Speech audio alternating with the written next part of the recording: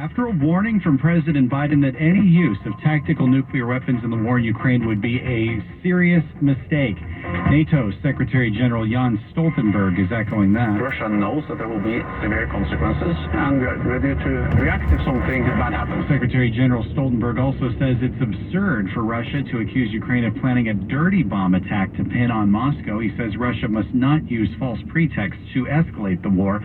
Meantime, Ukraine says Russia killed at least 2 people over the last day with rocket and air attacks on more than 40 Ukrainian villages. Today, President Biden's expected to discuss Iran's involvement in Russia's war when he welcomes Israeli President Isaac Herzog to the White House.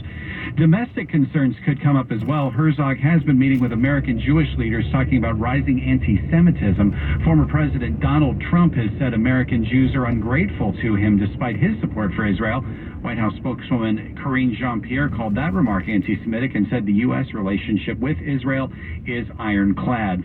In Iran today, state media report gunmen opened fire on a Shiite holy site in the southern city of Shiraz, killing at least 15 people.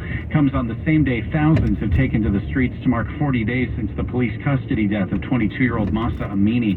The fuel crisis on the East Coast is getting worse. Gas stations that have been running low on diesel are now short of unleaded as well. According to distributor TAC Energy, numerous short-term terminals are out of gasoline and ethanol over the past 72 hours. It blames various supply delays. Global news 24 hours a day on air and on Bloomberg Quick Take. Powered by more than 2,700 journalists and analysts in more than 120 countries, this is Bloomberg. And thanks, Nathan. In the Bloomberg 960 newsroom, I'm John Tucker with some of the stories we're following. Governor Newsom stepping up his campaign against big oil, specifically Valero Energy. The story from Bloomberg's Charlie Pellet. John, the governor accuses Valero of jacking up profits while ripping off consumers. In a statement, he said, quote, big oil is ripping Californians off. He said, as Valero jacked up their profits by over 500% in just a year, Californians were paying for it at the pump. Newsom has railed against oil company profits as California gasoline prices topped $6 a gallon earlier this year, the highest in the nation. Newsom has called a special session of the state legislature for December to pass a new tax on oil company profits. John? All right, Bloomberg's Charlie Pellet with that report. California regulators proposing PG&E pay $155 million in fines and take other corrective measures for violations related to a deadly 2020 wildfire. The Zog fire started when a tree fell onto a PG&E power line in the Sierra Nevada mountains. That's where it burned 56,000 acres, caused 4 deaths, 1 injury, and destroyed 204 structures. Now let's get the sports report now. And for that, here is John Stashower. John, blowout in Phoenix. The Suns beat the Warriors 134-105. Phoenix coach Monty Williams after the game said things in the third quarter got, in his words, a little squirrely. 7 technicals were called in a 6-minute span. Steve Kerr got one. So did Draymond Green. That's never a surprise. Well, it was a surprise. Klay Thompson got 2 technicals, got ejected for the first time in his career. That's spanning 651 games. Thompson was jawing with Sun star Devin Booker, and Klay put 4 fingers in the air to signify that he's won 4 championships. Booker led Phoenix with 34 points. Steph Curry had 21. Golden State now 3-1 and home tomorrow for Miami. The Sharks are 2-7. Vegas is 6-2. Came back to a 2-1 deficit to win 4-2 in San Jose. Phil Kessel scored his 400th career goal on a night where he became the NHL's all-time Iron Man. He's now played in 990 consecutive games. The Boulevard 960 Sports, I'm John Stashower. All right, thanks. And right now, 50 degrees, clear skies, traffic and weather straight ahead. Today on Balance of Power. I'm David Weston. We'll get midterm election analysis from both sides of the aisle with Democratic pollster Celinda Lake on whether Democrats have done enough on inflation to persuade voters, and Heritage Foundation President Kevin Roberts on the Republicans' chances of a red wave in the House. Balance of Power with David Weston. Today at 9 a.m. on Bloomberg 960 and 103.7 FM HD2.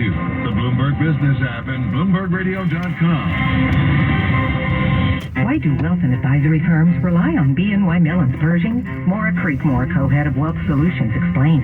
As the wealth management industry continues to transform, growth-minded firms, like yours, are rethinking how to best serve investors for the future. That's where Pershing comes in. Whether registered investment advisor, broker-dealer, or trust company, we see the world from your perspective, and we serve as a true extension of your team. As a Pershing client, you can expect something different. An expansive community of experts and resources that can guide you to success. Our investments in most innovative and flexible technology allow you to deliver game-changing experiences for your advisors and investors, all with the unmatched scale and capabilities of BNY Mellon. So you can be confident that no matter how your business grows, you can grow with us. How will you take your business to the next level? To learn more about the industry-leading solutions for wealth management firms and advisors, visit Pershing.com. Pershing LLC, member FINRA, NYSE SIPC.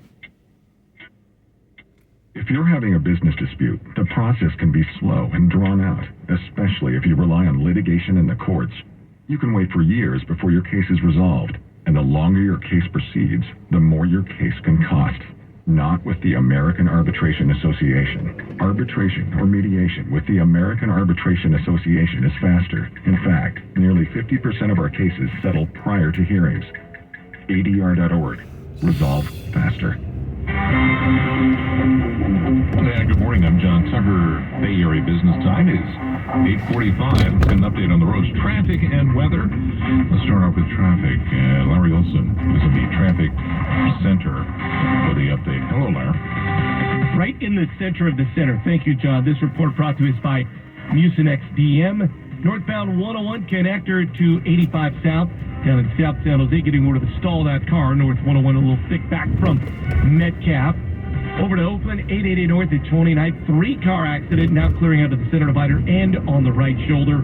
Got things jammed for almost 40 minutes to the 238. Sold out the Bay Bridge this morning. Lights are on, stacked up well into the maze. Say goodbye to retaking medicine every few hours. Buy Mucinex DM to get cough and chest congestion relief for 3 times longer than typical 4-hour cough and chest congestion medicines. That's 3 times longer relief for chest congestion and cough. Nothing lasts longer among OTC cough and cold medicines. Use as directed. For the Bay Area's best traffic, Larry Olson, Bloomberg Net 60 and 103.7 FM HD2. John. All right, thanks a lot, Larry. Yeah, the Bloomberg weather forecast from Gary Best. Partly to mostly sunny, breezy. High 60 to 70 today. Tonight, mostly clear. Lows in the mid-40s. Tomorrow, sunshine, high 65 to 70. You're listening to Bloomberg 960, 50 and clear right now. Markets, headlines, and breaking news 24 hours a day at Bloomberg.com, the Bloomberg Business app, and at Bloomberg Quick Take. This is a Bloomberg Business Flash.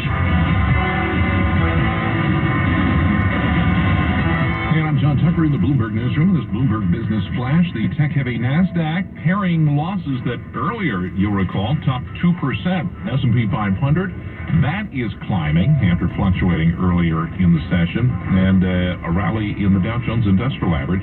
You had Treasuries rallying in price up, yield down after data showed the U.S. merchandise trade deficit widened, and also you had sales of new U.S. homes. They fell in September. Another indication the economy is starting to see the impact of Fed raising rates sharply. And also, you had the Bank of Canada, Central Bank there, raising rates less than expected. That's fueling speculation.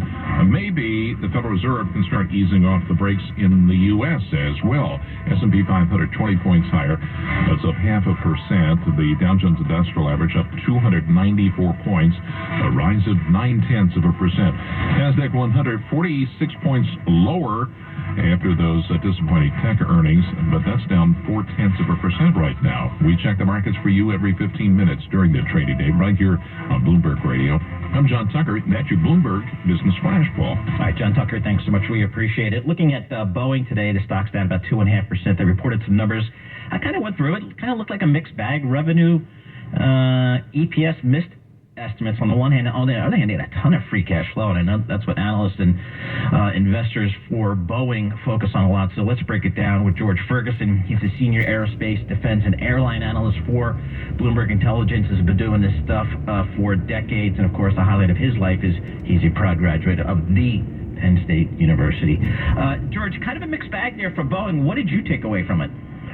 Yeah, so thanks for having me on. Yeah, I mean, the takeaway was that even though cash and global services, I think, were the two standouts in the quarter, and a really ugly, muddy quarter, cash wasn't as good.